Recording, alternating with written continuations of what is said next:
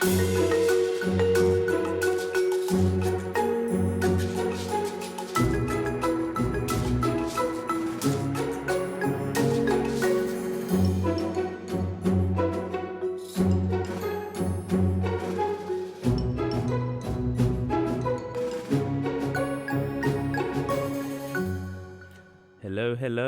and welcome to another episode of Problem Busters.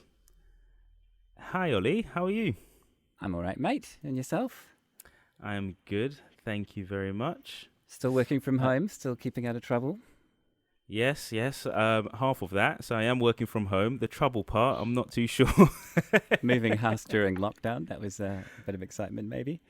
It is very exciting and very stressful. Very stressful. Did you really do it without a removal van? Yes. A lot of rallies. Trying to pin down a delivery person during, was it a stage 4 lockdown? I think isn't probably the best idea, but managed to get it done 50 times or more. and you're comfortable living in a sea of boxes, I understand. Yes, living out of boxes. It's the way of the future, I'm telling you. Unlimited storage. Cool. So, we have a guest today, don't we? We sure do. So, just like to welcome to the show, Ben Musio. Welcome, my friend. Hey guys, how you doing? Really well, thanks. Thanks for coming on. And just a little bit of introduction. So, you work in professional services in the city, right? In London City. And how'd you like to tell us a little bit about yourself? And then we'll move into the topic for today. Yeah, Ben, thanks. Ollie, you and I used to work together. That's how we met. Jonathan, this is the first time meeting you virtually. Yeah. It seems to be in the new world. Virtual handshake. There you go. Do that as well. Just essentially, as you say, Ollie, Scottish accent, living in Sussex, just not far away from Brighton. Italian father, West Indian mother,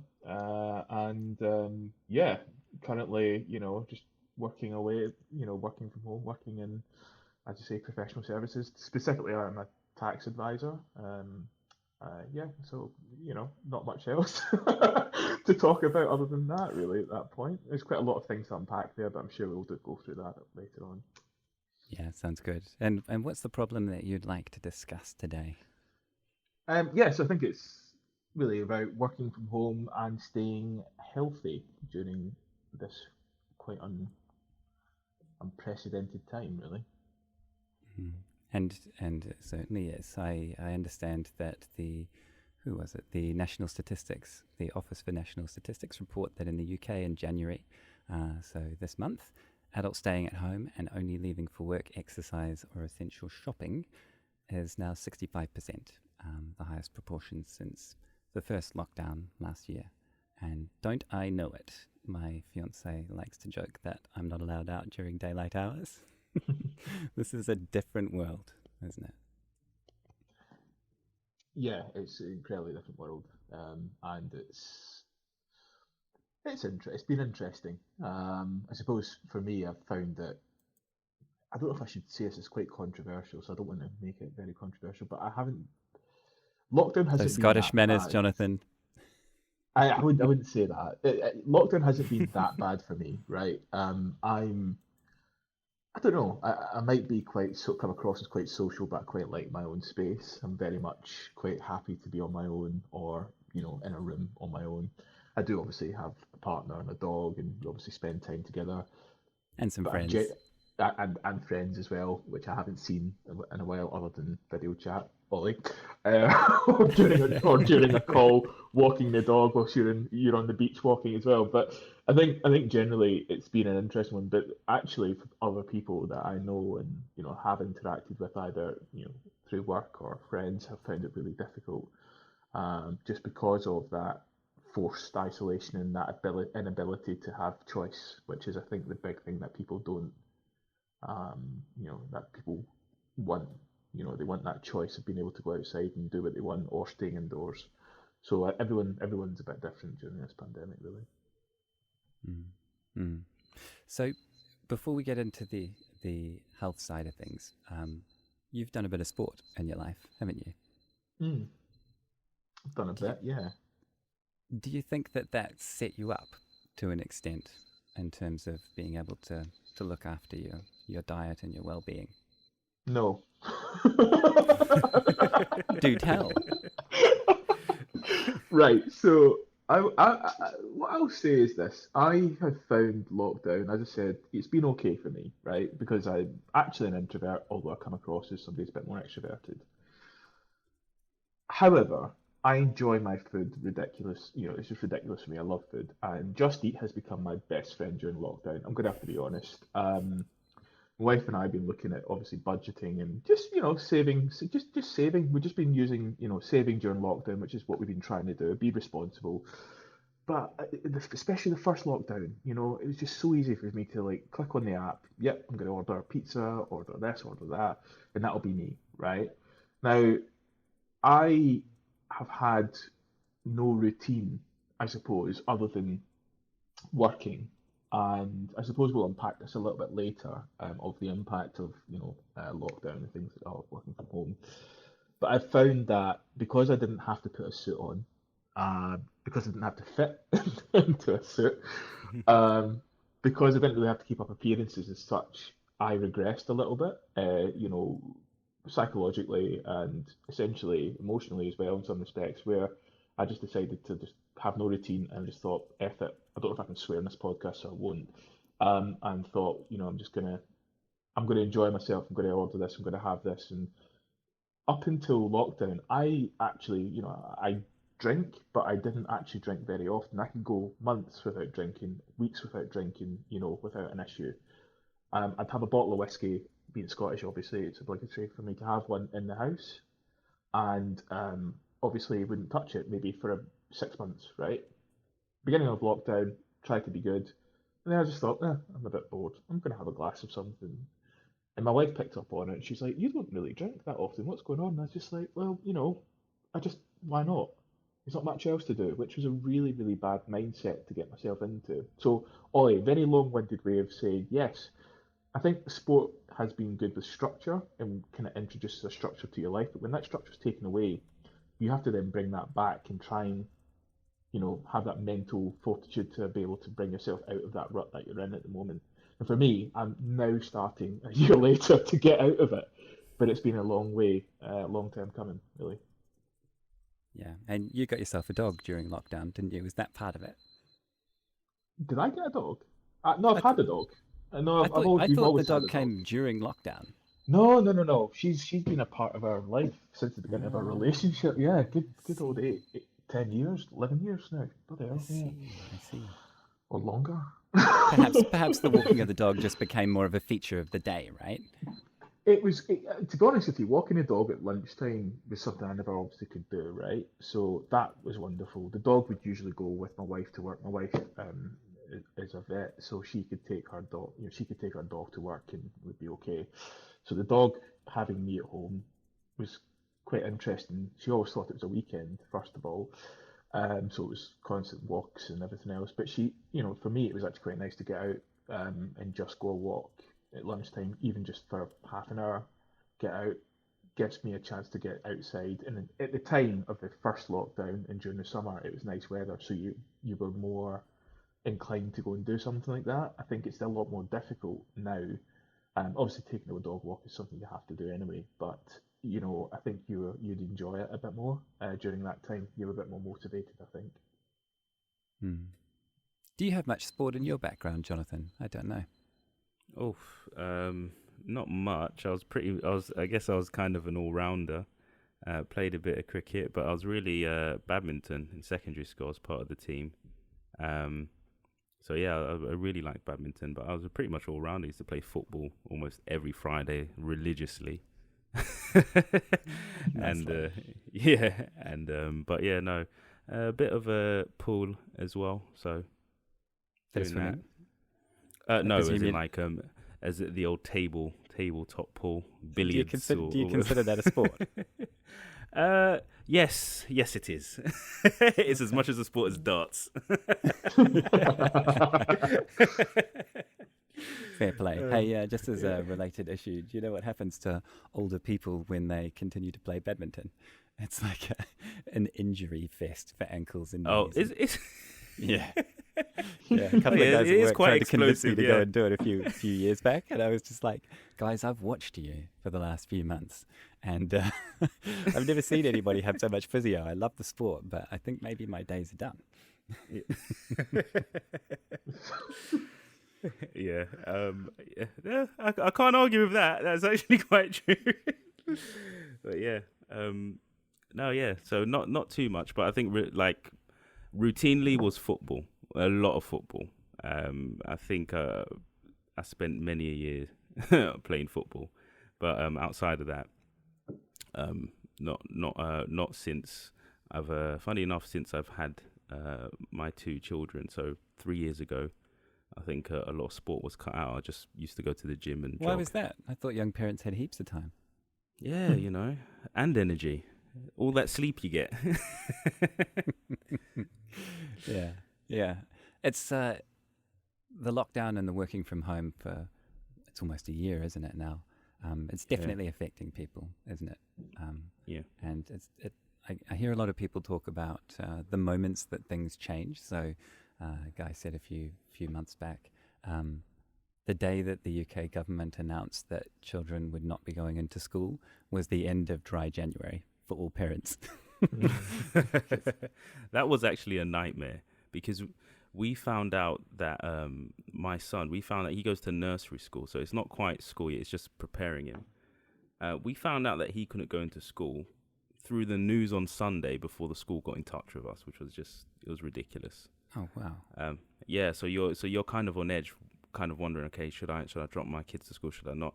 And if you imagine, my situation is not too crazy, but if you did depend on the school to look after your children because of work, then first lockdown it's pretty much unmanageable. Second lockdown it was, although there were things in place, it's just the messaging and the timing and the decision making was quite off actually.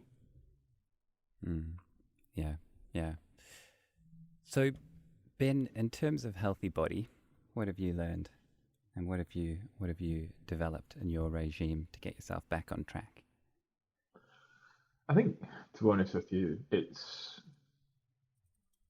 I haven't really developed anything in terms of any new strategies or anything. I think what I've realised for me is just obviously feeling better mentally is linked to my physical health. It's quite closely linked. So I would say that now I'm making more of a concerted effort to, diet or watch what I'm eating. So I'm quite a big fan of intermittent fasting. I know it's just simply, if you want to lose weight or anything, it's about calories, but for me, when I'm working from home and I'm so close to the fridge, I think if I'm actually fasting for a period of time, it means I won't eat for that period of time. And so what I found is actually that actually has helped me during first lockdown, and then I obviously decided to regress a little bit coming into the winter when the weather got a bit colder, and then I've restarted again. So I suppose I've found out that I've got more resilience than I thought I would. Is probably one thing. The other thing is probably making time to exercise. Now, unlike Jonathan, I don't have children just yet, so I don't really have an excuse other than me being quite lazy. So it's getting into that mindset of actually having to do something. But I don't think it's just, just an important point. I think whilst your physical body may have had an impact during lockdown, regardless of how healthy you are or people listening are, your mental health is probably as or if not more important. Because without the mind, you can't do anything with the body, right? You can't do anything good, right? You've got to be in that mental state to be able to make a change or enjoy yourself a bit more. So for me, I think actually trying to really focus on my mental well-being has actually been more important during lockdown. And obviously, when I was in my aggressive stages, my mental health wasn't as good. Currently, it's good. So I think it's important to look at both sides. Mm. Yeah. Do you feel like lockdown and this pandemic may have brought the talking about mood and mental health out of the shadows and into the mainstream a bit more? That's a really good point. I think it's a it's a way to start this conversation, right? It's the ability to say, well, look, how are you actually feeling? Because this must be difficult. I'm finding it difficult, so you must be finding it difficult, or you might be finding it difficult too. And that seems to be the kind of theme. Where I work, for instance, lockdown has been a theme of maybe checking in with people, making sure people are okay.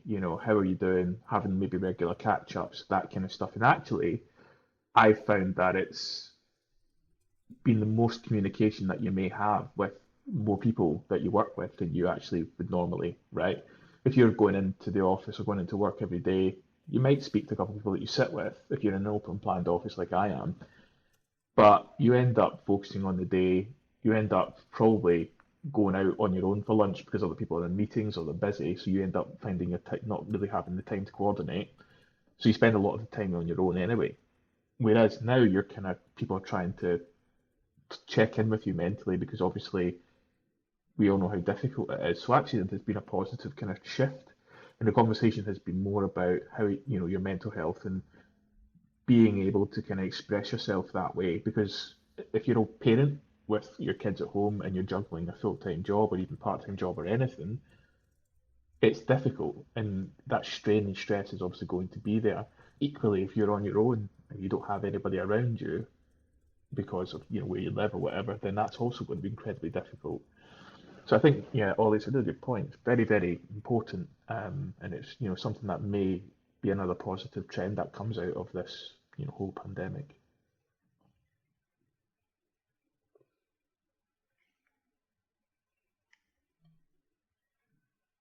This is me making space for you, Jonathan, so that you get a Yeah, chance I was to wondering. talk. I was like, is he making space for me, or? I thought I'd lost you both. Sorry, you got both to sleep. If I was Ollie like, stopped talking, then we're disconnected. I've been reading my Yeah. books, Jonathan. I'm learning. Oh, okay. No, because I was like, oh. So Ben, I'm a fan of intermittent fasting as well, which is yeah. I think also aside from having the children, I was doing it beforehand because I really love to eat. And just like you, so it gives me a chance. It gives me a chance to eat what I like within a window, and then do a bit of exercise and worry about everything else a bit later. So Can you just define it, Jonathan? Can you define it a bit for folks who don't know much about intermittent fasting? So intermittent fasting is where you have a window during the day. It could be, I don't know, several hours down to maybe, I don't know, 4 or 5 hours where you can eat, basically. And outside of that window, so most of your caloric intake will be within that window. Outside of it, you would be drinking like water or tea and things that aren't too sweet. From what I've read, the benefit of it is when you sleep, you're usually fasting, right? So you sleep and then you wake up and you eat, and that causes a spike in your insulin levels. From what I read, I'm not a doctor or anything, but what that does is that tells your body to basically, you can now, when you start eating, you will either store it as fat, or it will turn your internal systems on, for example. But if you continue fasting, what that allows you to do is you're still in that period where there's low caloric intake, so your body's using its own fuel. So essentially, you're burning fat by, if you go for a jog whilst you're intermittent fasting, the likelihood is you'll lose a lot more weight, because you're not burning any fuel that you've just consumed. You're just running off the stuff you stored from yesterday. And what that allows you to do is pretty much it just helps balance you throughout the day. So for me, what I've found is when I have that window, it creates a trigger in my mind that, like, so say if I say I'll start eating at midday and stop eating at 7, my body will tell me, all right, you will stop eating at 7. So anything after 7, I'll be having either a tea, a herbal tea, or some water or something. And it's more psychological for me I mean, it does help physically as well because you feel a lot better. You feel a lot lighter as well. And you do actually start to adjust your diet because you're not going to be stuffing your face full of pizza for that window. You start to realize, okay, I don't feel too good. If I only have 2 meals today, which 2 meals are they going to be, and how important are they going to be to me as well? But yeah, hopefully I explained that in drips and drabs. But that makes perfect sense. So does that shift for both of you the way that you view being hungry? Because, like, for example, for me, right, I'm like many people reducing the amount of meat that I eat, right, and becoming what I guess is the fashionable term. What is it? Flexitarian, right? We mostly eat fish and vegetables, and often just vegetables, and a little bit of meat here and there. But if I have a vegetarian meal fairly early, window into the future for you there, Ben. Nice little bit of children's excitement. And if I have a vegetarian meal, it's, let's say, 8, 9 o'clock, by the time I'm going to sleep at like 11:30, I'm hungry, and I'm kind of conditioned to think hunger is problem, might not make it through the night. Like, have you altered that understanding? Like, do you feel, I'm hungry, that's okay, I'm fasting? I think I'm doing. I don't know, Jonathan. I was gonna say like I've started alternative day fasting. So essentially, it's like fasting one day, like for a full day. So like usually 36 hours or more, and then eating. Right. So yesterday, sorry, not yesterday, day before, it was like a fasting day. So like Sunday, ate, then fasted all day Monday, and then Tuesday morning, or it was the afternoon, I started eating. That was about 40 hours in total, right? In that I'm evening, actually feeling hungry while you talk. well, I think for me, like what I actually found was one, it's a discipline thing, which is the thing that I've probably lacked a lot of during lockdown. I've actually always kind of the last good, I don't know how many years I've been doing intermittent fasting, but I've been doing it a long time. But end of the day, like you've got to back it up with the food that you actually eat during the period in which you are eating, right? So there's no magic bullet to weight loss, in my opinion. If you eat too many calories and you don't exercise, then you're gonna gain weight, like I have, kind of thing. If you eat enough calories for your recommended daily allowance, or whatever that is, your total daily allowance rather than anything the NHS tells you, then or any other websites, then generally I think that's when you lose weight, right? You've just got to make sure you've got a good balance. But for me, hunger is more about, as you say, you realise that actually you might not be as hungry as you probably think you are. So as I said, if I can go a whole 40 hours or more without eating, like if I eat breakfast in the morning, for instance, and then get to lunchtime, like, I might eat something, like, well, actually probably not that hungry, but my body's telling me I am because of maybe what I've eaten or how my body's conditioned to think. Really, I don't know, Jonathan, if you think the same or have a different view. Yeah, I think so. Like I said, the way you fast is slightly different, but it's the same concepts. But you do second guess yourself. So am I hungry or am I really just thirsty? That was the first thing that hit me, because most of the time you think you're hungry, but you really are. If you have a glass of water, or you have some tea, and you realize, I probably wasn't that hungry, or probably wasn't hungry at all.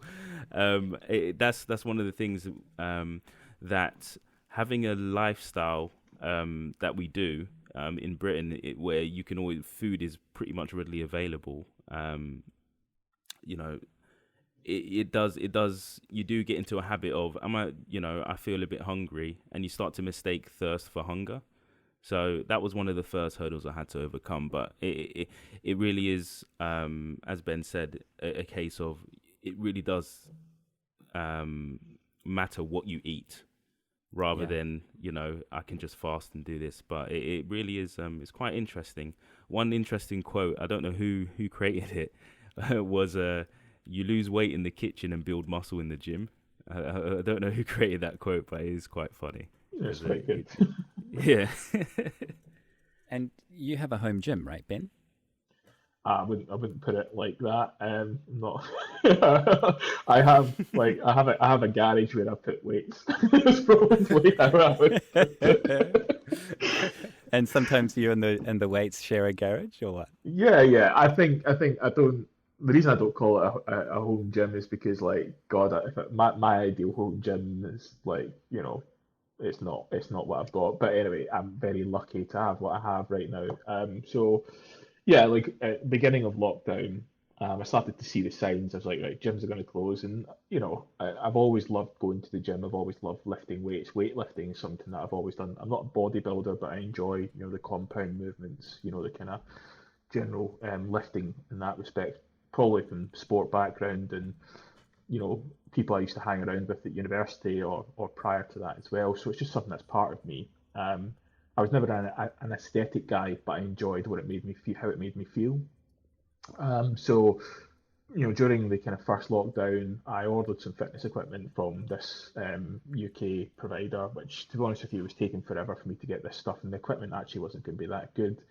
So I spoke to my wife and decided, you know what, like we've got some savings, why don't we just like invest in this? Because actually, when we do have children, when we have time, it doesn't look like we have much time, Jonathan, it sounds like.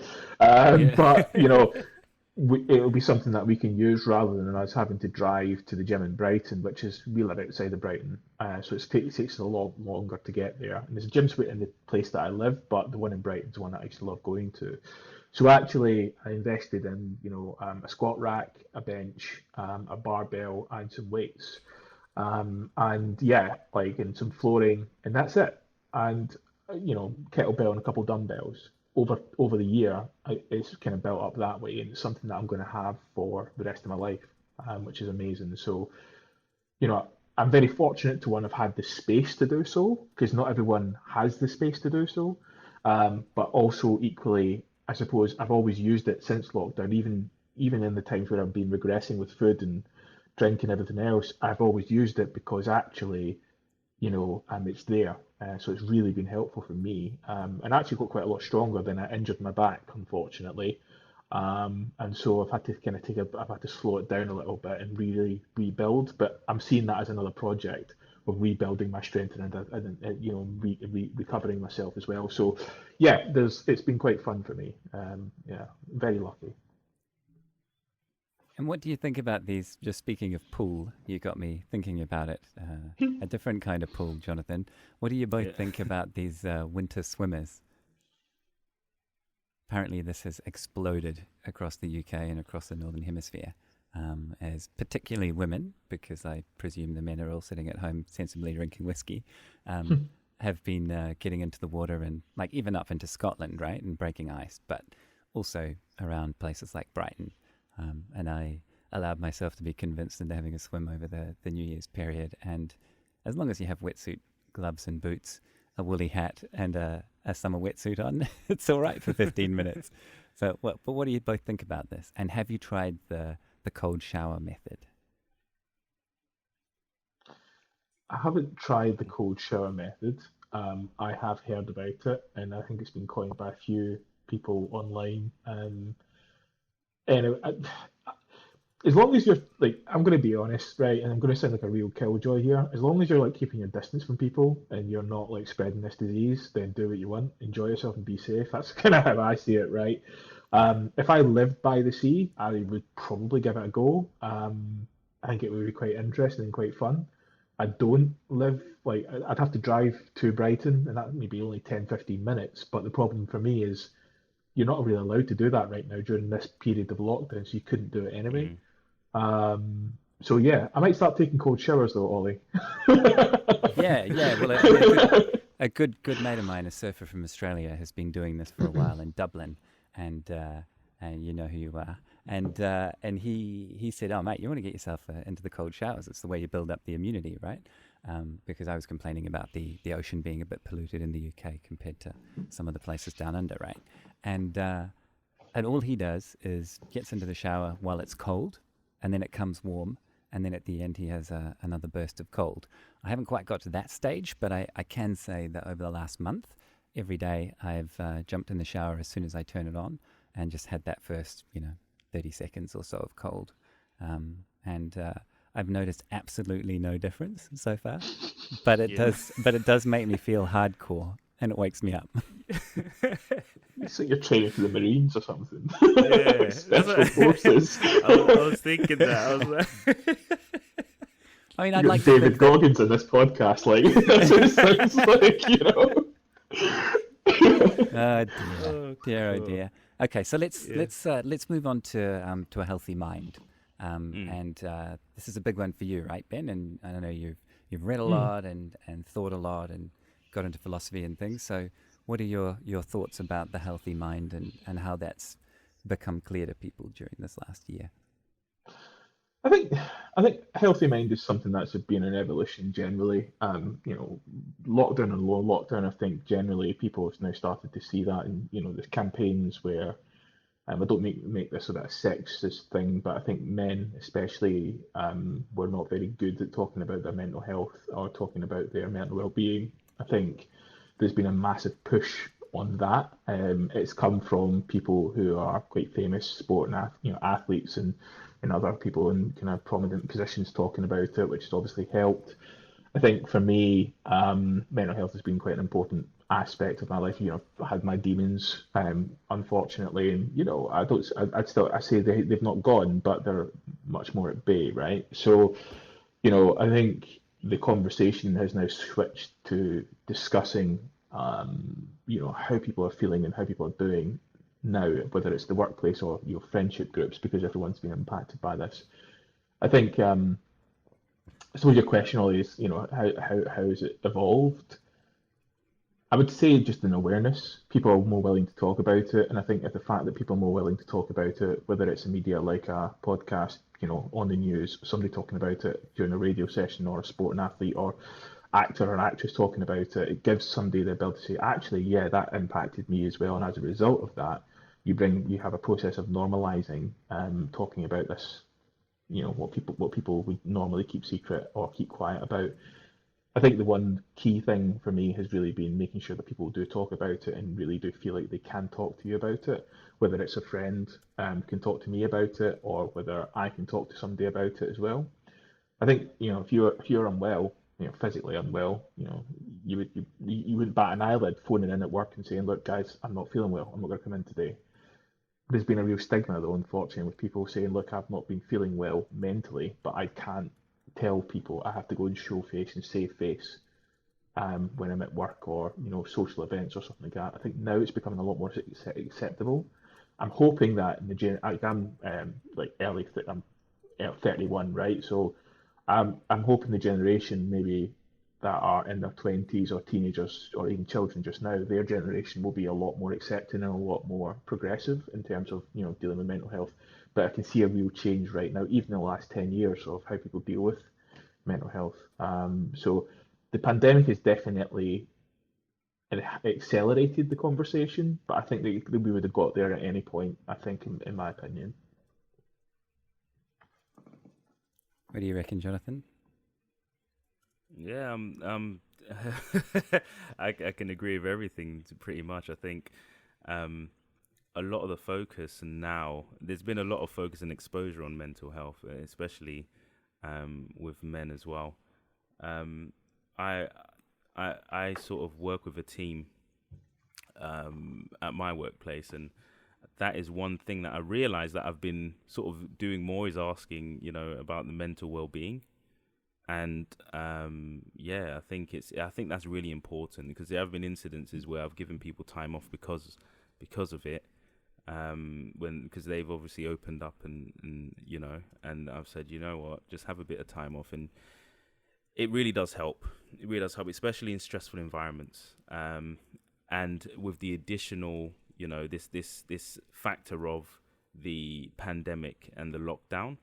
You don't necessarily know how it's affecting different people. Like Ben said earlier, it does have its effects, but there are some people that are a bit more comfortable than others with, being, if you're slightly introverted, then you may enjoy a bit of lockdown, but if you're not, it's really tough. And I've seen a lot of people, you see it all the time on social media, people struggling, who are usually outgoing and want to be out and can't. I mean, some people, it could be just as simple as going to the gym. and that's taken away. And again, as Ben said, if your mental health is linked to your physical health, then that cycle's pretty much stopped. So now you're physically not feeling very well, and again mentally on top of that. So it's really impactful. And if we think about some of the ways that we've each tackled this, I guess for me back in the day, and still a bit today, I suppose, I've meditated, which took the form of just turning up to a community centre in suburban Melbourne with a ragtag bunch of people, including a mate from work, and just sitting in a room with quiet music playing for 45 minutes with our eyes closed. And that was it, right? And about 95% of it, I felt like I wasn't doing it right, and this isn't working, and why can't I concentrate? And my mind keeps thinking about work or whatever. But I tell you what, I would get to the end of that session every time and just feel just so much better. And that kind of became part of my my way of being, I suppose. So now all I need to do after doing that for a few years, once a week, is if I just sit down, maybe after I've done some yoga at home or something like that, all I need to do is just say, I am meditating. And it's like my mind switches. Perhaps it's a bit like saying, I'm not hungry, I'm thirsty, right? And I can calm down quite quickly. What's interesting is I found that in England, perhaps because of the close proximity of people, or perhaps because of the lifestyle I've had, I found it harder to meditate. And so I've opted for things like walking and doing yoga instead. What about you, Jonathan? What's your poison when it comes to settling yourself? Oh, I've gone to the old classic, the old prayer. I think Jordan Peterson, he put it well. And I think there was other books as well. I think How Not to Worry. I forgot the person who wrote that book, which is really bad because it's on my Kindle. There's some formats of prayers actually help you meditate or reflect on the day. So you say, what you're thankful for, and what you're looking forwards to, and all of that, and just having that regime and ritual of that quietness and just your chance to reflect is quite important. But really, I do a lot of yoga. I did not expect you to say that. Good on you. And I mean that from a place of love. Oh, wait, that did not come across as condescending ever. Well, I mean, we're talking about a guy who we're talking about a guy who laughed at me.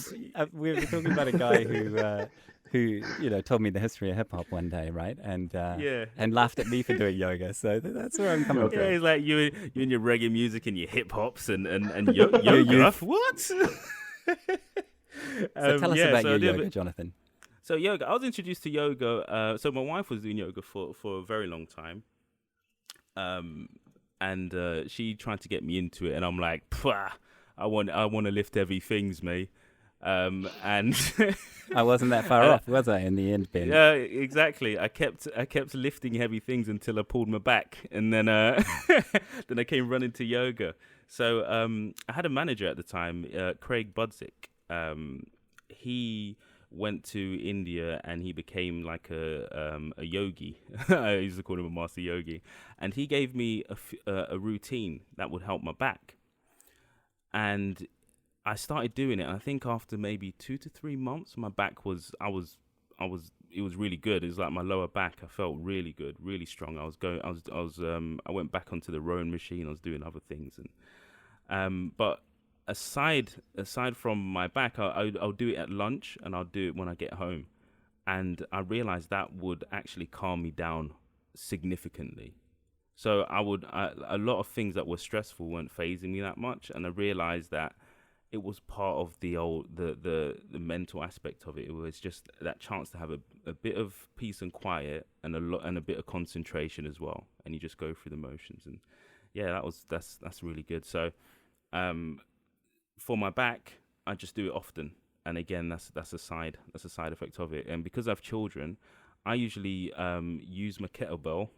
I swing the kettlebell around 10 o'clock or 11 o'clock at night, and I wrap up with a bit of yoga. Yoga at the end of a session. That's a really good idea. Yeah, just so I don't Jonathan, seize up in the morning. yeah, you're gonna have to send me that back routine, mate. Honestly, because I can Yeah. do with one now. I got you. I'll send it over. But it's Chuck it in the notes as well. Yeah, it's really good. It's a really good routine. And what's funny is that he said, "What's wrong?" And I was like, "Oh, my lower back. I think my muscles are a bit loose and whatnot." And he went away for about a day and just came back with scribbled on a piece of paper. And he was like, "All right, come to the gym." And then he was just telling me, "Do that, do this, and I want you to repeat that." And I just kept doing it, and it just helped. So yeah, thank you, Craig, if you're listening. That's awesome. Yeah, that's really cool. Do you want to tell us a bit about your reading into the Sam Harris type folks and what you've learned about that, Ben? God, that's a big topic. So I suppose my question to you, sorry, Ollie, what would you want me to talk about? So I suppose for me, I haven't been as engaged with all of that recently, and the only Okay. reason I say that is, so for instance, Jonathan talking about Jordan Peterson is quite interesting. I've got his book 12 Rules for Life, which I thought was decent. I think he's an interesting guy, Jordan Peterson. I think he's got an interesting. Quite controversial, right? Yeah, I'm not saying, and I'm not from. I think he's a lot more conservative than I am. So as a result of that, I'm always going to be slightly opposed, maybe at least in the beginning. But I'm also quite open-minded, so this is why I bought his books. I thought it was quite good. I'm sort of not somebody to shut down somebody's argument just because of what my perception of that person is or their views are, because they could actually have some sort of logic in their I could learn something from them. Yeah. So I'm not going to be like the one thing I don't. Sorry, this is a slight digression. Slight digressions. That I don't like my echo chamber. I don't like an echo chamber. I don't like like if I read the Guardian, and for people not in the UK, it's quite a left-wing newspaper, at least central left newspaper.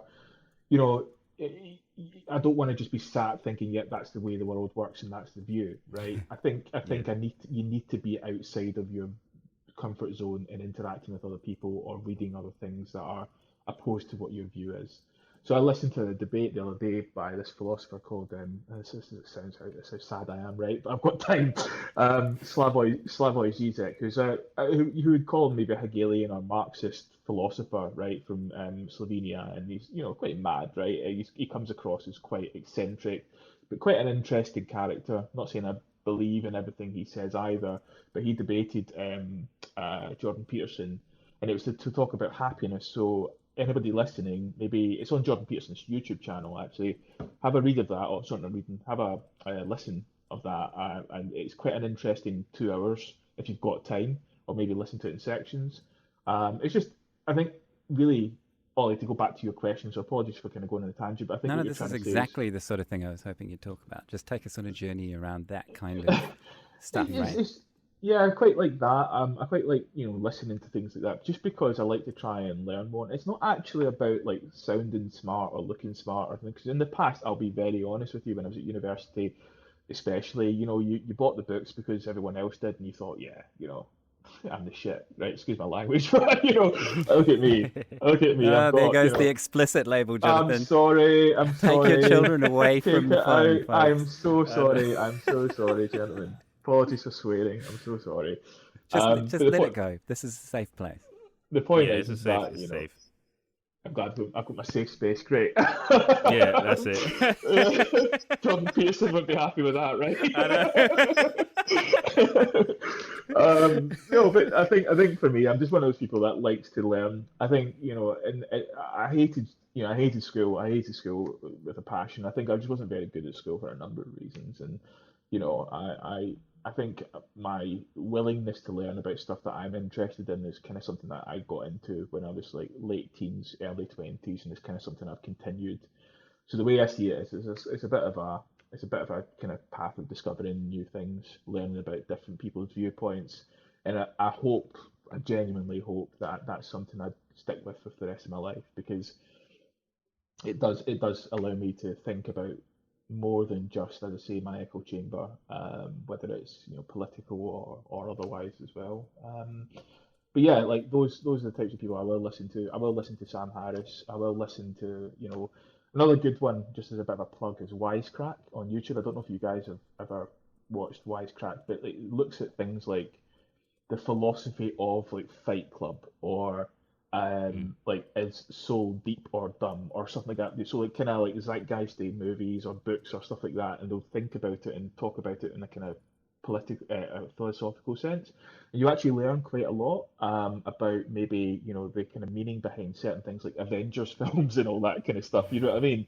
So it's a Yeah. way of kind of being having a bit of pop culture and really actually understanding things from a philosophical or just an intellectual kind of point of view. And I love it. Like, so if I'm washing the dishes, like I have my headphones in and I'll just be like listening to that, then I'll get in trouble because my wife will be shouting at me to turn the oven on or something and she can't hear me.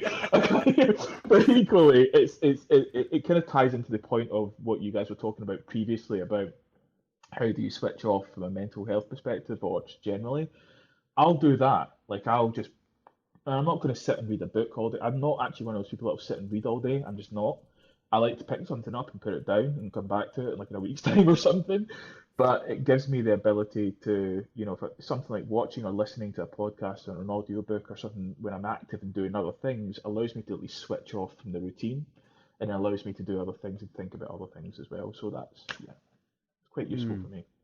And it's really interesting to hear you talk about you not being good at school. I would perhaps suggest that maybe school wasn't good for you, and I kind of feel like education could be more cleverly tuned to the different styles of learning, the different circumstances of kids, which obviously requires funding and perhaps a different way of voting. But that's some conversation for another day. I agree, The though. I definitely agree. Yeah. and but what really interests me is that self-directed learning and the enjoyment of learning, and it's fascinating how you discovered that at the end of school, right? Just thinking back to the previous episode with Alice Luthier, right, in terms of the way that makers teach people to code by really helping them learn to code themselves, right, Jonathan? Yeah. Yeah. I think learning your it depends, right? I think the way I see it is it's something I'm interested in, so I'll go for it. I think, as I said, at school it's very different for a number of reasons. And personally as well, for home life and all that kind of stuff has a massive impact, and your general community that you're in, or people that what you're with, or whatever, does have an impact on your ability to do well at school. I'm probably, for me though, I came out of it well, came out well, I've done all right. So the way I see it is, life isn't about maybe the first, years of you being at high school or whatever you call it, secondary school in England or whatever. The way I see it is, it's like it's a lifelong thing of learning and enjoying the thing that you want to learn and be good at. Like that's what it should be. So about finding whatever you are interested in, go and do it is kind of how I see it. So if you're interested Yeah. in like listening to podcasts or reading books or doing yoga, which I definitely need to do a bit more of, it's one of those things. You know what I mean? You've got to find what's right for you and then do it. And you're right, Ollie. Like school isn't for everyone. But I would also say that people who are teachers shouldn't always be teachers either. I think there are people who maybe you need to get the right people, and we need to incentivize the right people to be teaching children. Is what I think.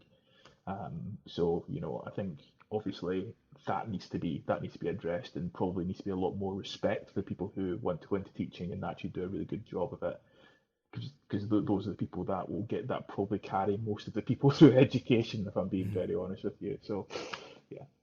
Yeah, I had a really good example of this at work a couple of years back when a chap, a migrant to the UK like myself, said he said, I said, how are the kids going at school? And he said, look, to be honest, I just feel like the parent-teacher interview wasn't what I wanted. And I said, what do you mean? And he said, well, back home, education's really important, and I just felt like the teacher wasn't really that committed, and they haven't been there a lot of the time. And I said, oh, right, how is that? And he said, well, I mean, I guess they are just relief teachers, and they don't actually have a full-time teacher, but I'd still expect them to be more committed. And I was like, that's interesting. So this person doesn't have a job and just gets called in every now and then to teach this class.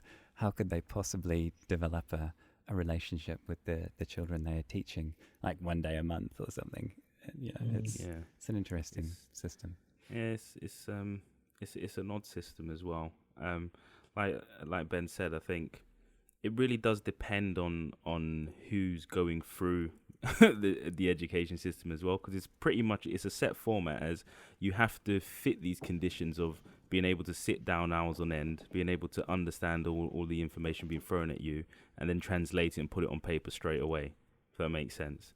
So it's I did well in school, well enough, I guess, but that's because obviously when you figure it out, right, you kind of game the system in terms of, all I have to do is learn this and memorize this, and then I can put it down on paper, and it's more of an exercise than it is of actual really learning. So I think I was lucky where I had the opportunity to do like 13 GCSEs, and it was a range of things. So I could say, I really like design and stuff like that, and science and all these other things, and sports, rather than just being all right, maths, English, science. That's all you're gonna be. That's all you're gonna do. Learn how to do these things, and then and you don't really have much scope to do anything else, depending on the school you're in, actually, as well. What resources do you have to explore other things?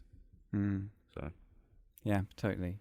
Something I'd like to come back to is faith, and I don't think anyone should ever apologize for praying, because when you spend more time meditating, right, and I've spent a lot of time going into different religious houses and ashrams and synagogues and churches of different description and stuff, and it's really interesting when you look at it practically, isn't it? That the way that a group of people come together, have communities, support each other, drive each other home in normal non-COVID times, sit down quietly, maybe sing, and then go through these really healthy habits like being grateful, thinking about the things that are good in their lives. These seem to me to be really important traits for mental health, especially, and for well-being during a time like this, and any time. Yeah, I couldn't agree more. I think it also takes away that when you have communities together, sort of religious communities, I think it takes away the additional X factor of the unexpected when you meet somebody of that community. So two strangers, they find out each other's Christian. I think it takes away that X factor, if that makes sense. You have a quick summary. You have their CV. You're like, oh, okay, I understand that these are things that should be covered by your beliefs and stuff like that. And I think that takes a lot of the X factor away with bumping into sort of new people and the unexpected part of it. But again, the healthy habits are I think that's key. I think you'll find that trend with a lot of religions, actually, is just the I think just due to the nature of some religions being so old, it's really a template on how to live at that time. Of course, things like I can only really speak for Christianity. I think that's changed significantly, massively over the past couple thousand years, right? Especially in Britain. So, I think it's just one of those. It's one of those things where it gives you a template on how to live, I guess, and the best practices that you should have as per that religion. But some things we have to understand were built for that time. Does that make Yeah. And wouldn't it be great if and I hope the world is moving in this direction, that folks from different faiths realize that ultimately they just have faith, and that's the continuous thread between them all, regardless of books and clothes and languages and shapes of buildings and practices and ceremonies, that having faith in being together and being a good person, that's the thread. Trumps all. Yeah, I exactly. think, that's one of the wonders of growing up in Britain, I think, is in countries such as Britain, where you have like religious education and stuff like that. So you not only do you understand the other religions, at least if not at a basic level. So it's not a foreign thing, if that makes sense. You know,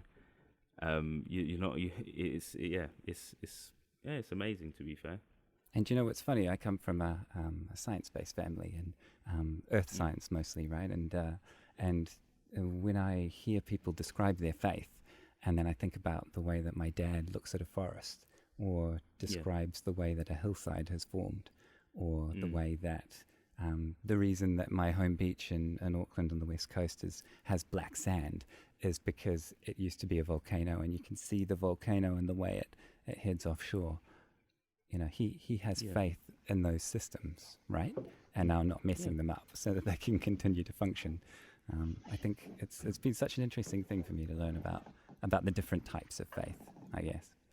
But let's turn our minds back to the stomach, shall we? How do you guys feel about fermented foods? Like kefir, Sauerkraut? kimchi, sauerkraut. Yeah. Yeah, I Love like it, hate it, sauerkraut. haven't tried it. I love it. I'm lactose intolerant, so any gut stuff I can get my hands on to improve it. I'll eat. What about you, Ben? Yeah, you know, fermented foods, love it, and you know, I love kimchi, for instance. I probably don't eat enough of it, being honest. But yeah, you know, Never had kimchi. Any food.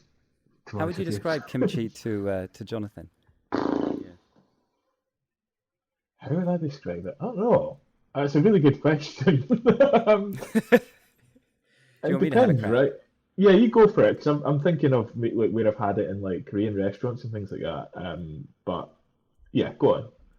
So I guess to me, I see it as like a spicy, more Asian infused, and I mean Southeast Asian infused version of sauerkraut. So it's got like it often has a bit of chili to it and a bit of ginger and maybe even a red sort of color, right? Yeah. Oh, Kimchi, like there's one restaurant that I used to go to, which isn't around, or at least isn't in the same place that when I used to visit London when I used to live in Scotland. I used to come to this, it was a South Korean restaurant, and I'd never tried kimchi before, and I was, early 20s at this point. Actually, no, sorry, I was living in England at the time, sorry, but went up with my now wife, went up there, and it was just the most magical day. I was just like, this is nice. Okay, this is really nice. And so yeah, if you haven't tried kimchi, like it's as you say, Ollie, it's a bit spicy, but it's refreshing. Do you know what I mean? Like I don't know Yeah. how else to describe it. It's like quite refreshing. Give it a go when you get a chance. Like when things open up, definitely give it a go. yeah. Or try and make it yourself if you can. Yeah, as you were speaking, I'm like, I wonder if Just Eat has a Korean place. Yeah, and it's just, like I'm gonna be real. I'm 23 hours on a fast right now, so I've just sat thinking, God, I could really go and get something. Wow. Should we talk about something else? Am I? No, go for it. Talk about food. It's like S&M to me, man. It's like, it's like punish me more. So what about supplements? What are our thoughts on those? So my take at the moment is that fish oil seems pretty good, and that things like folic acid are good for women, and that really I want to be having some kind of oily fish, if not every day, most days. But that's about as far as I've got. I take quite a lot of vitamin. Oh, go on. Sorry, Jonathan. Oh yeah. No, go on. I've Apologies. Thank you. I've Very been polite. I've been on a vitamin D. Vitamin There D. you go. You stole my thunder. You stole my thunder. Oh man, I should have said it. Cool. Yeah. So vitamin D and the old cod liver oil with vitamin D in it on top of that. So it's a double whammy. I was taking multivitamins for a while as well, but I lost my bottle and I haven't ordered new. I haven't ordered more. I actually have fermented cod liver oil with butter because apparently the butter helps it absorb. Oh, Yeah, so Yeah, so that's a good tip. apparently with it, like with vitamin D, Jonathan. Let me tell you but about vitamin apart, D. with these, no, but yeah. apparently with these things, like if you read, I think like the uptake is better if you have it with something. Like it's just like it absorbs into your gut. Oh, yeah, Apparently, yeah. yeah, I think that's the reason why. But yeah, vitamin D is something that I'm darker skinned, so as a result, like I'm actually one of, if it's the correct terminology, I'm mixed. Hmm. Uh, so essentially, quite dark skinned. As a result of that, from a vitamin D perspective, I obviously should be having more. It's what guidelines indicate that if you're darker skinned, you should probably take more vitamin D, especially if you live in the UK, because obviously it's less sunlight and Yeah. so on and so forth. So that's one. So take vitamin D, good for energy levels. Like when I fast, I don't know, Jonathan, what you think, but like I take magnesium for energy, Mm. which is quite Yeah. interesting. I've got multivits, which I will take when I eat, like when I'm on, like when I'm eating, because obviously once again for uptake. But yeah, interesting.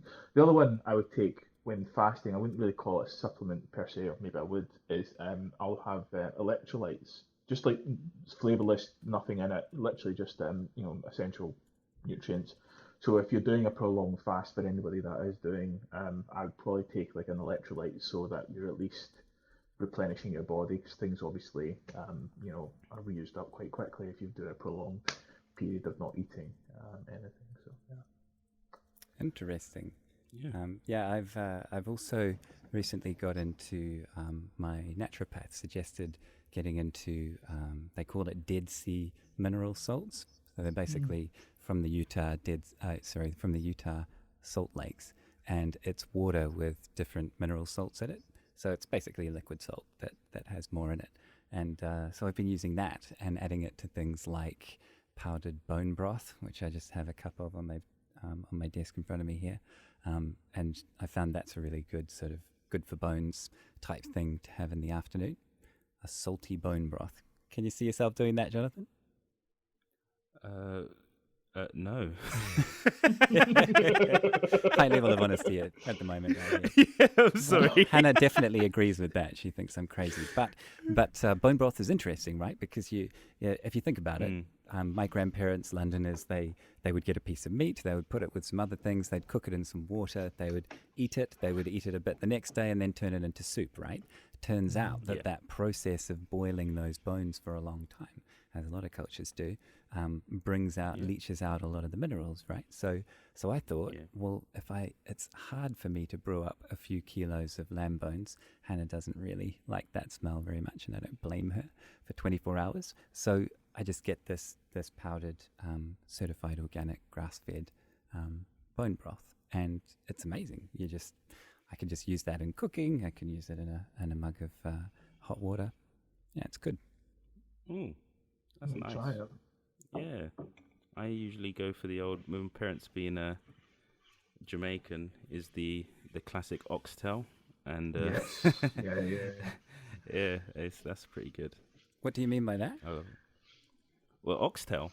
Yeah, I mean it's the Yeah, tail of the ox, I presume. But tell me more. yeah, and it's stewed up, and it's cooked over the course of well, it depends really, but like quite a few hours, and it gets really tasty. And yeah, that's the closest thing I've had to a bone broth. Um, that and curried goat and or lamb neck. Those are the. To be fair, that's the only red meat I've really been eating this year. I I think. reckon the sales might be down. Hey, Yeah, mostly a lot.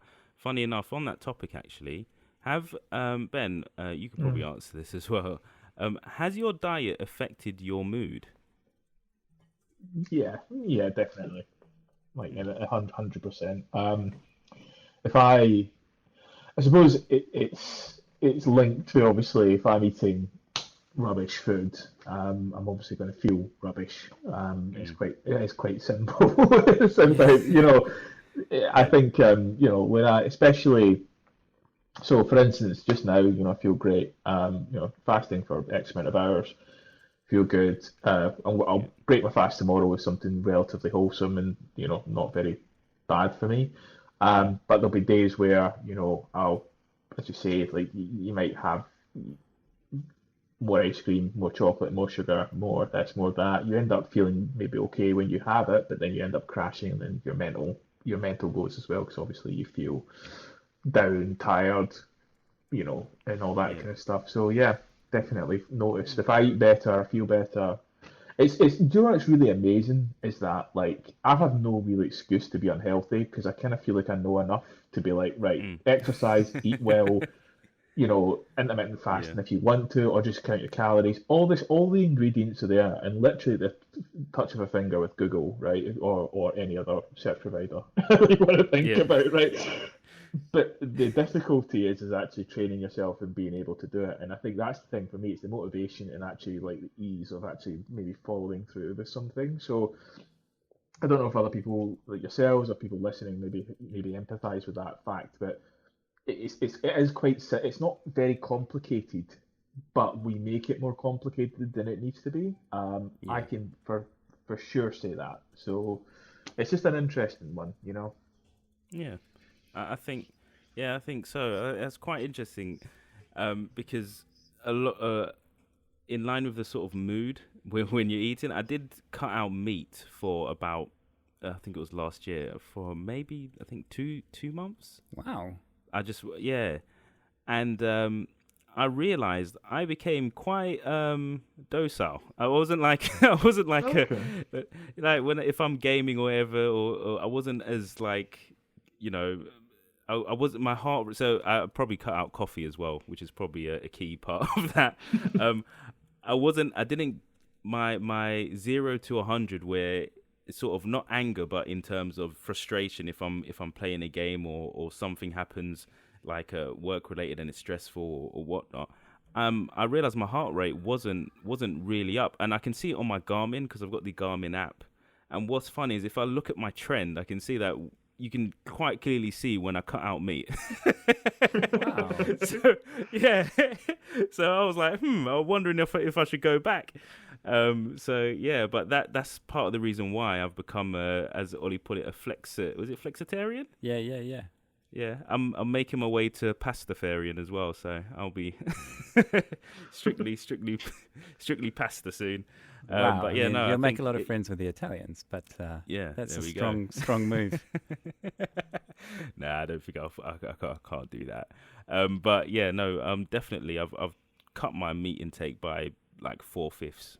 I think Yeah, it's yeah. I think I'm at about the ridiculous. same, and Yeah. it's definitely caused me to lose a lot of weight, and I think it actually makes it easy to go to sleep at night too. Have you Yes. heard that apparently most vegetables are digested in 3 to 4 to 5 hours, right? Whereas, as I understand it, a hamburger is 16 hours. So if I have that at 8, 9 o'clock at night, I guess, by the time I go to bed, that bad boy is still brewing, right? Yeah. Yeah. Okay. What about working from home? What have you guys learned, and what have you put in place to have a healthy setup? Because first up, I was on an ironing board and had a cable from the laptop plugged into the TV on the wall, and then I just had a magic mouse, and that was it. And then after a few months, I thought, I think we're going to be at home for a while. Maybe I'll get a standing desk. And I got one of those Flexi Spot standing desks where you press the button and it goes sitting to standing. And Nice. it has been awesome. As long as you have a standing desk pad under your feet, because otherwise you get sore knees and sore hips. And maybe I'd suggest stealing the fiance's sheepskin and standing on that, because you're a man of leisure. But what have you guys done? Oof. Ben, I'll let you start. Or have you just both been huddled over laptops? Come on. No, I've been quite lucky, right? So like where I work is like agile working was one of the things that we had anyway in place, and obviously more so now, I suppose, than before. So I always was able to take my laptop with me wherever I wanted and whatever else. I also quite lucky that I've got a desk that I can work from. It's not a standing desk. I will eventually get one of those though. That sounds awesome. But like I've got a desk, computer desk, and I've got like a screen at home as well. So I've got like a dual monitor, laptop and screen. I've got my work laptop. The one thing I did invest in, it wasn't expensive, but I tell you what made my life and my back so much better was an actual office chair. Bought it from Staples got it for a discount, and I just feel brilliant. I sit here now and think, yeah, I needed this. So Um, how so? Was it that I was just corrected sitting in your a back, or? dining room chair, huddled over on a desk that wasn't the right height. So as a result of that, I was just like, it was just I was getting tight. And it kind of comes to that yoga point because I started doing yoga as well, Mm. actually, and I started feeling better. But the chair has helped as well. I just feel more comfortable. I can adjust the way my back is and all that kind of stuff. Mm. So that's good. My brother gave me a monitor because I had a monitor, but he was a bit old, so he's like, "Look, I've got this monitor. Do you want it? Like, 'cause I don't use it." So I took it off of him, and honestly, it's brilliant. And my work at the moment, I'm doing really good things because they're like, "Look, if you want other equipment, just order it from us, and we'll send it to you." So I've ordered a second monitor. So I'm gonna have like three screens, which is quite good because at work I'd have two screens and then my laptop. So I kind of want to do that here as well. So yeah, it's like for me the chair has been helpful. I was already set up for working from home, so I kind of felt okay Mm. for that. I don't know about you, Jonathan. Yeah, I was in a similar situation. I think my team was probably one of the only teams that were really set up to work from home and work remotely. Um, so really, I pretty much had everything. I think I told Jolly about how I drove to the office and just picked up my monitor, picked up the very nice office chair, a dock for my laptop.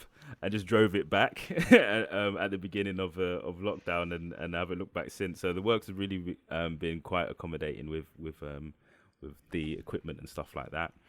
The chair is a huge factor Mm. because before I got the chair from the office, I was like literally it was I was in the same position as Ben, so my back was just crazy. Um, so that really helps. And other than that, I don't have a standing desk yet, but I'm looking to get one. But I do have the gadgets I use. I have a Garmin watch, and it sort of reminds me when I need to be a bit active. Mm. That's Not that I cool. need much prompting chasing a 1-year-old and a 3-year-old around the house. But yes, it really does help. And you can sort of program little exercises to do. Um, press ups, squats. But the kettlebell is really, I mean, you could just throw it around, but I have to obviously wait until either they're napping and the door's closed or late at night when they're not around because I don't want to be swinging around a heavy weight around kids. Fair Um, enough. Fair Do you not enough. think it's quite interesting that you say that? Do you think this is maybe just going a bit left field here, but that process of technology impacting your obligations to do something is a kind of form of control in some respects, which is quite interesting. So I don't have a Garmin watch, mm, but the Apple Watch and it has stand. So yeah, I'll be like, all right, I'm going to go and stand a bit, actually go and do a wee walk, which is good for me. Ultimately, it's all Yeah. going to benefit you. The other one is yeah, like your steps for the day and your calories and how much you've burnt or your exercise. And you see the rings on the Apple Watch. You've got those rings, and you look at it and you go, "Oh, I've not hit my rings today." And if you really paid attention to that, you could really get quite focused on, on making yeah, sure you close those rings every day, right? yeah, So I'd be interested to know what everyone thought about that. I don't know, maybe it's a yeah. bit left I field, think but I think that's you know, really entered the mainstream, like the awareness of your 3,000 steps. It's really a Yeah. big deal now, I reckon. mm, Yeah, I Yeah. think it's quite it's Yeah. like interesting.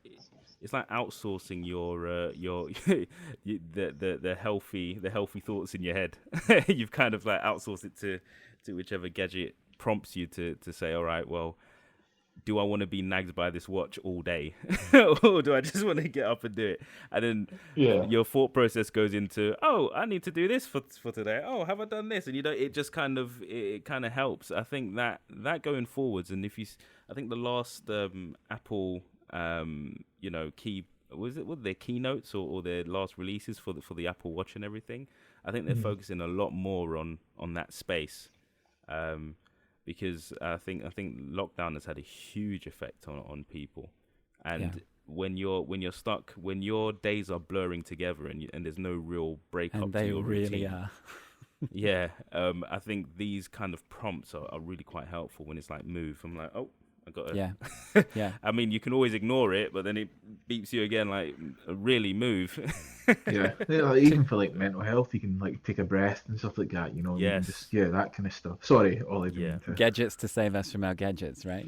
Yeah. So two more gadgets that I love are I've got a penguin vertical mouse, which is pretty sweet and is a lot. It's only I think it cost me like 65 quid or something, and that's basically it looks like a joystick that doesn't move, and so that keeps my hand on its side.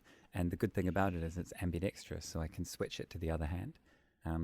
The thing that goes with that is a wrist pad. You know, those sort of raised wrist pads. They're like 10 quid. Makes a huge difference to the hands on the keyboard as well. And then the last thing is a set of 12 quid glare blocking computer glasses. So they're those glasses that sometimes are yellow, sometimes look a bit blue. They block the blue light and block the glare from the screen. And I even watch TV with them in the evenings because the blue light that comes off a screen, including the TV, blocks the melatonin production, which is what helps us to go to sleep at night, right? So So I've got a that's question helped. about like so. I was looking at that last night, Ollie actually. Yeah. I was looking. Where did you get your? Can you like send me? Because I genuinely would like to try them. Some blue lights. I looked at Amazon, but I wasn't sure. Like, there's some like Yeah, for like sure. 10 quid. I'm like, are they the right ones? That kind of thing. If you've got one that you could recommend, please let me know. Yeah, I will. There's 2 or 3 brands that I tried, and they were all good. But the one I bought another pair of and have been wearing for, I don't know, 2 years. So I'll put it in the show notes and also send Okay. you a link. And I think they were literally like 12, 14 quid. They're Okay. not an expensive bit of kit because they're not optical, right? They're just they've got no magnification. Yeah. All right, guys, we've covered a lot. Thank you Yes. for joining us, Ben, and Yeah, it's been fun. and sharing all of your thoughts. Maybe one last Taking. thing. Go on. What do you think about artificial suns, about sad lamps? I've never used them, but I suppose if they help, then why not, right? If people who obviously have a seasonal affective disorder and it's something that helps them, then why not? I think for me, it's a kind of more pertinent point would be actually for people to get outside when it is sunny. And maybe if you're able to break up your day, and stop working all the way through, which I'm sure all of us could probably say that we've done, and take advantage of the fact that if the sun's out, even if it is cold, just go out and get it and enjoy it, even if it's for 10, 15 minutes, just do something. Because it'll make a world of difference and it'll break your day up a lot better. But yeah, I've never had to use a sad lamp or a artificial sun, but I can imagine it'd be quite helpful. I'll put a link to our one in the show notes as well. Got it about 2 months ago, 3 months ago, and what really got me was just so many engineers over the years, software engineers saying, look, I am suffering with mood. And I thought, good for you, mate, for telling people, like, good for you for recognizing it. But with that, they would almost always say, and I've got my sad lamp and I couldn't get through winter without it. Especially Mediterranean friends. Just, they obviously miss the sun more than most. And they just rave about them. So I was reading the review before I got it on Amazon. And one particular guy said, be careful with this one. You don't want to have it on for too many minutes on your first day of using it, because you might get a headache and it might keep you up too late at night. And I thought, wow, this thing is obviously powerful. And they, I just can't live without it now. And to me, it's not. I notice it on the weekend if I don't have the sad lamp on, just as in on the desk while I'm working, right? Just like having a light on in the corner of the room, and I'll notice my mood is slightly lower. But the thing that I notice the most at my desk is it's a little bit like having a coffee. it literally just wakes you up because it's like having the sun on your face. Quite amazing. Highly recommend people check that out. I'll have to have a look. Yeah. All right, Jonathan, have you got anything else on your mind?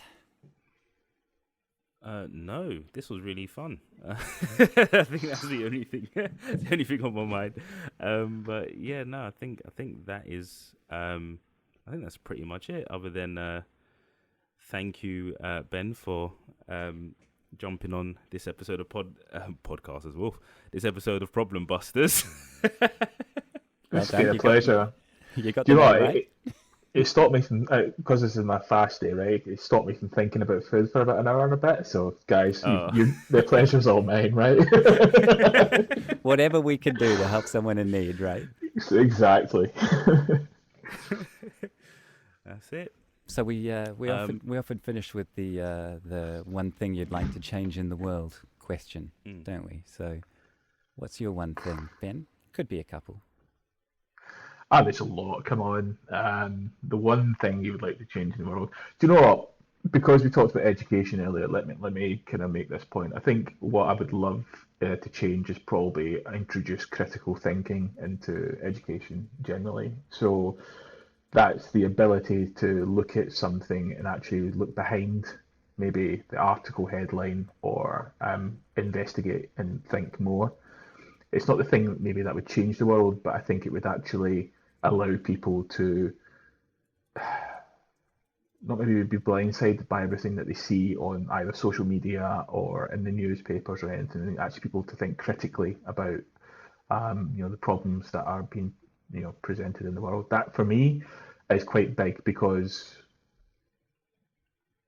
there's a lot of things like misinformation out there, a lot of things that's happening. With the pandemic, people talking about certain things, it's not real, it's this, it's that, and all this kind of stuff. And I think a lot of people don't always spend a lot of time thinking about what they're seeing, and just accept it for what it is rather than really investigating. So that's one kind of big thing. And I think just generally just makes people, being able to question things to me is important, regardless of what your viewpoint is.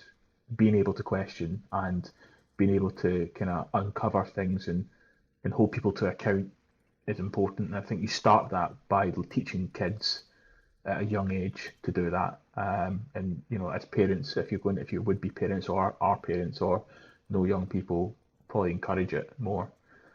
It's probably, as I said, it's not going to change the world. It's not, it's not the kind of end world hunger, or I feel like I'm at a beauty pageant, right? what should I say?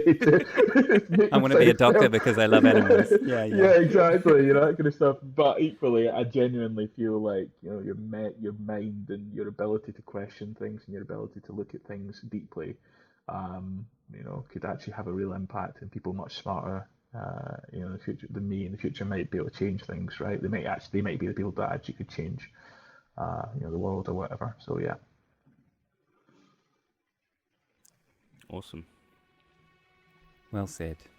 Well, thank you for being on the show, my friend, and folks, don't forget to subscribe. And Jonathan, look forward to the next episode. Yes.